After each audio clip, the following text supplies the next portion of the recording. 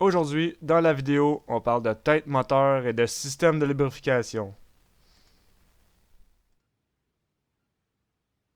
Un point souvent oublié ou ignoré, c'est les améliorations qui peuvent être apportées au système de lubrification. Il y a plusieurs petits aspects qu'on peut toucher qui vont aider notre système. Ici, je travaille la galerie d'huile qui est entre la pompe à l'huile et le filtre à l'huile. C'est l'entrée d'huile vers le filtre. J'ai fait qu'est-ce qu'on pourrait dire un petit porting pour augmenter le flot de l'huile dans le système. C'est tous des petits détails qui vont augmenter la capacité du système. Souvent, quand on reconstruit un moteur, les clairances des bearings sont pas pareilles comme à l'origine. Ça va baisser un peu la pression d'huile dans le système. Fait que si vous avez tendance à remarquer des basses pressions, un peu plus basses qu'un moteur original, c'est tous des petits détails qui peuvent aider à augmenter la pression ou augmenter le débit d'huile dans le moteur.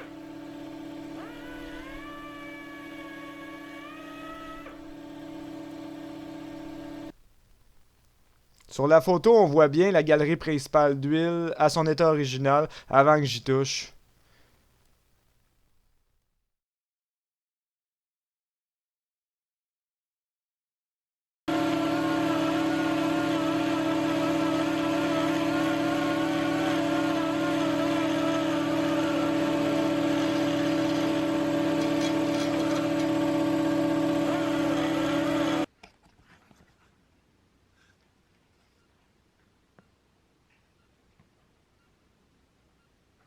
C'est un petit peu dur à voir sur la vidéo, mais si on se force, on peut voir les points que j'ai touchés pour aider au flow de la galerie, pour augmenter le débit d'huile à l'entrée du filtre à l'huile.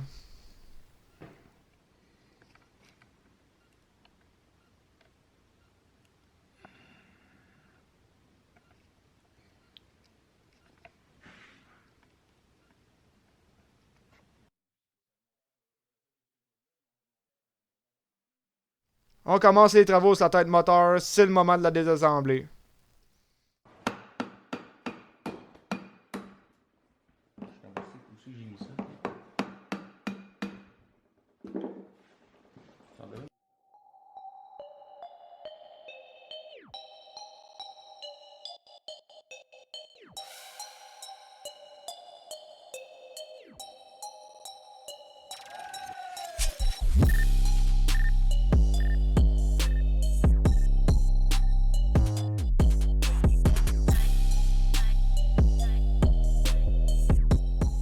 Ici, je prends le temps de bien inspecter le cam. Là. Je regarde toutes les lobes, les journaux, voir s'il n'y a rien de graffiné ou d'usé.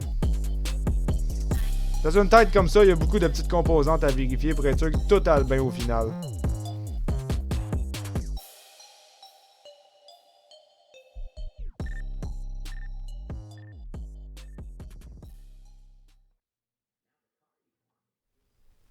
Quand je teste l'étanchéité des valves, j'aime ça utiliser du lave-glace. S'il y a une teneur en alcool dans le lave-glace, puis ça empêche les composantes de rouiller. Si tu prends juste de l'eau, tu pourrais faire rouiller les valves à longue, puis d'autres petites pièces. Avec du lave-glace, ça arrive pas.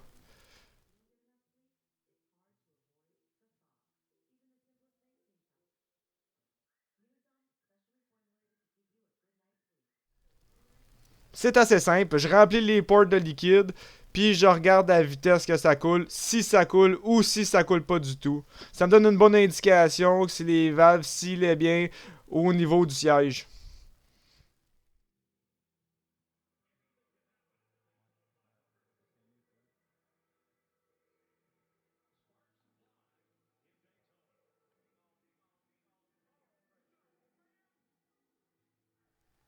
On voit bien le liquide qui s'échappe des valves, puis ça m'indique que l'étanchéité était pas adéquate. Souvent, c'est acceptable pour un moteur atmosphérique, mais quand on joue dans la performance, dans les turbos, c'est bon d'avoir une étanchéité qui est plus élevée que ça.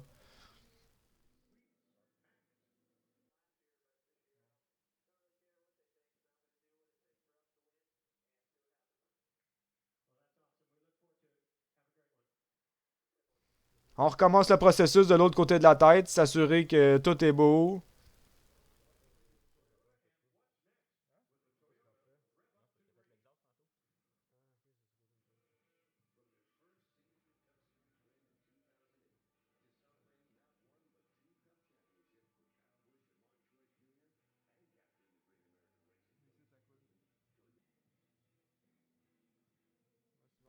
Même chose, encore des fuites.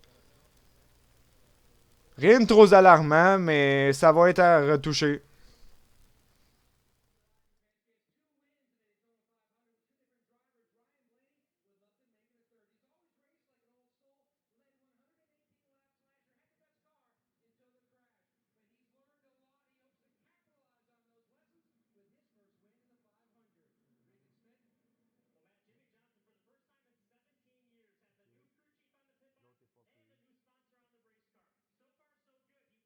Mr. Fry, sir. McDonald's world famous fries.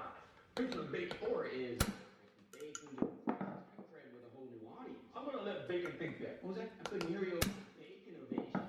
J'utilise une technique de base ici là, pour débarrer les valves. Rien de spécial. Un socket, un marteau, un petit coup sec, puis ça y va. C'est quelque chose que vous pouvez faire chez vous très facilement.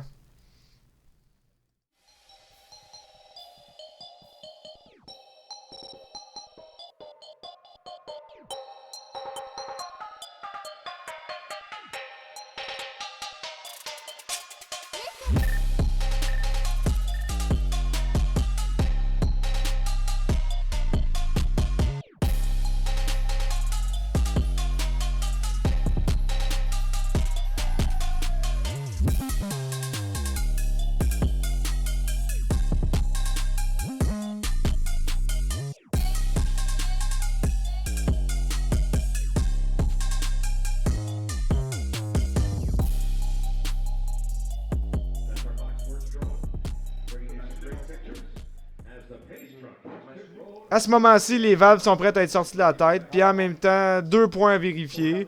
On peut vérifier l'usure du guide seulement en bougeant la valve en avant, en arrière, de gauche à droite. Ça nous indique l'usure du guide. Puis en sortant la valve, on va sentir la tension qu'il y a sur le seal de valve. Ça va indiquer si les seals étaient usés ou encore en bon état.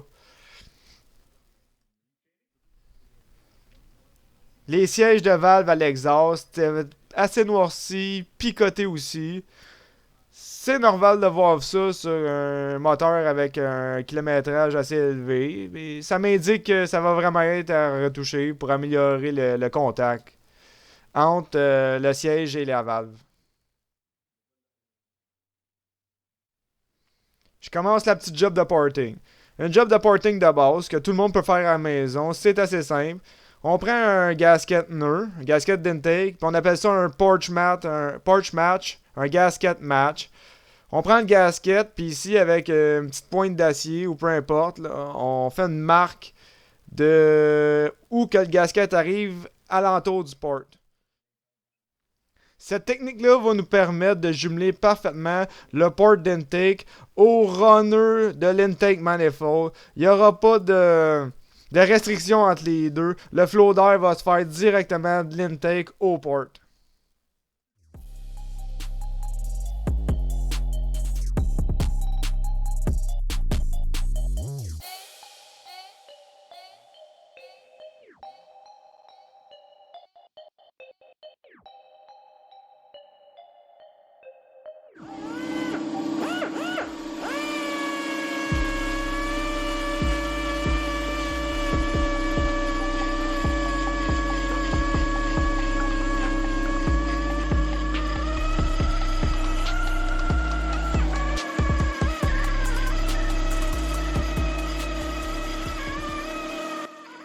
Apprendre à porter, c'est aussi apprendre à user sa patience, parce que c'est un processus qui peut être très long par moment.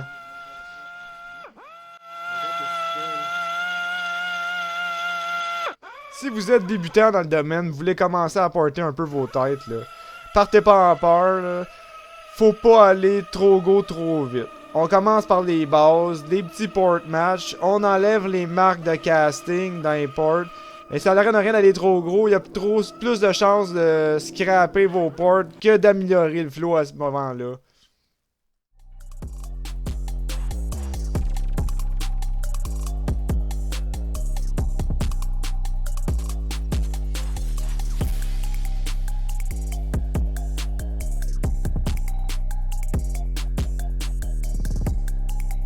Pour les personnes qui vivent au Québec, là, ils savent qu'est-ce qui se passe, hein. Avec les hivers qu'on a, faut toujours trouver un moyen pour se réchauffer.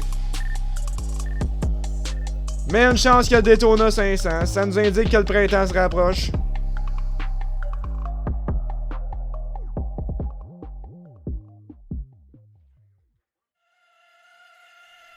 Puis on continue le porting, parce que je vous l'ai dit, ça prend de la patience.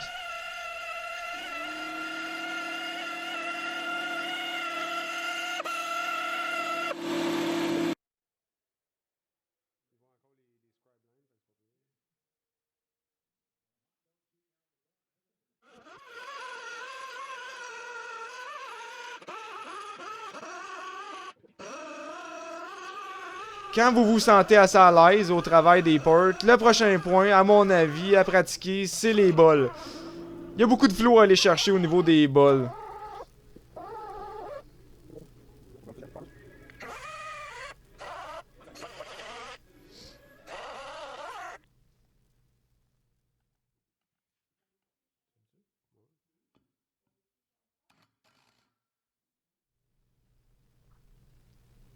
On est rendu à refaire les sièges de valve.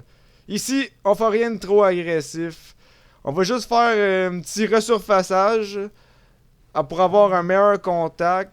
Puis augmenter un peu le contact, surtout à valve d'exhaust, que j'aime bien. Pour un véhicule turbo, ça va aider à dissiper un peu de chaleur de la valve à la tête.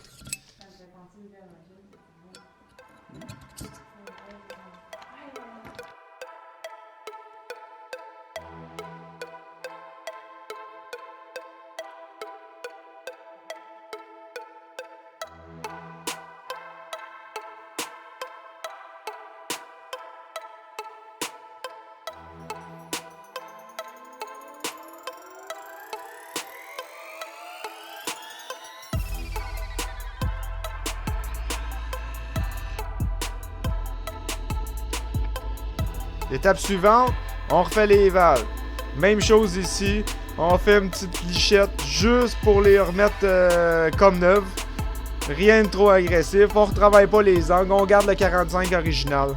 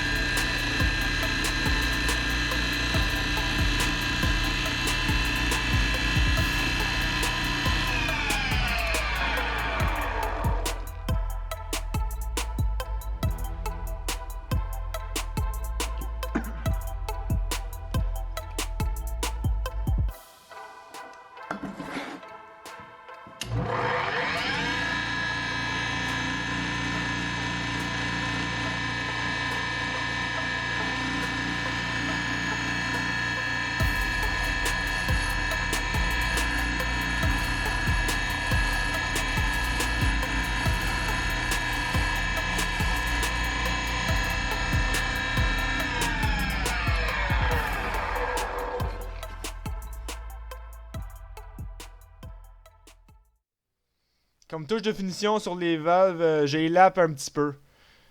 Il y a deux techniques possibles que j'utilise. La technique manuelle, celle qui est à l'écran en ce moment. Puis il y a une technique aussi à la perceuse électrique. Le principe de la pen valve, c'est simple. On applique un petit peu de matière abrasive entre la valve et le siège et on la fait travailler.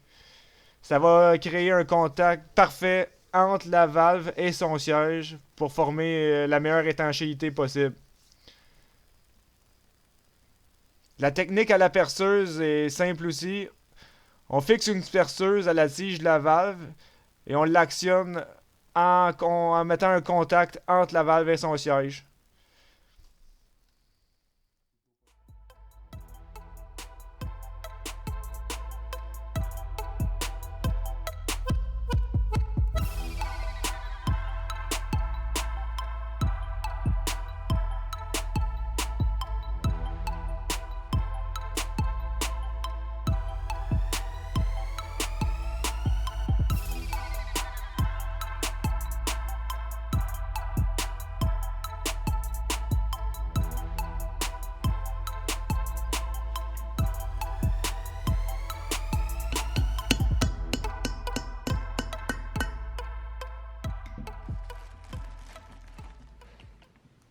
Aussitôt qu'une tête est travaillée, démontée, que les springs de valve sont enlevés, c'est toujours le bon moment pour installer un kit de seal de valve. Au prix que ça coûte, là, on lésine pas là-dessus.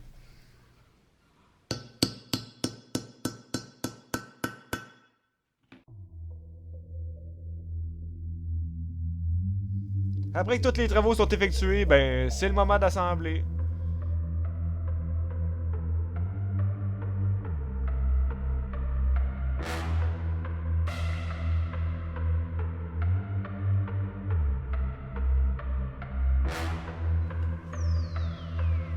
Après tous les travaux effectués sur cette tête-là, je prends le temps de refaire mon test initial.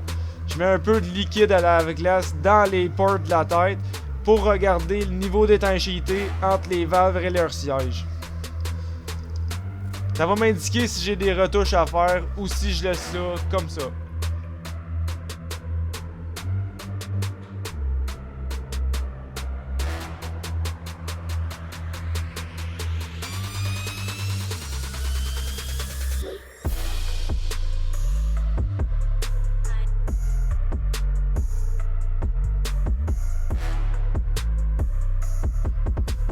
On retourne travailler dans le système de lubrification. Ici, j'apporte des modifications à la pompe à l'huile.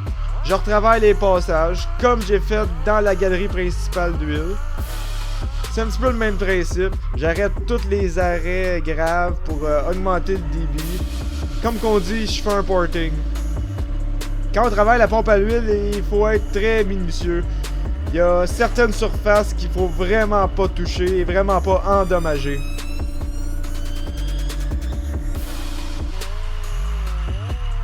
Alors, dans le prochain épisode, on va commencer à travailler sur la base moteur. On va avoir reçu le moteur de l'usinage, alors on va le préparer pour l'assemblage.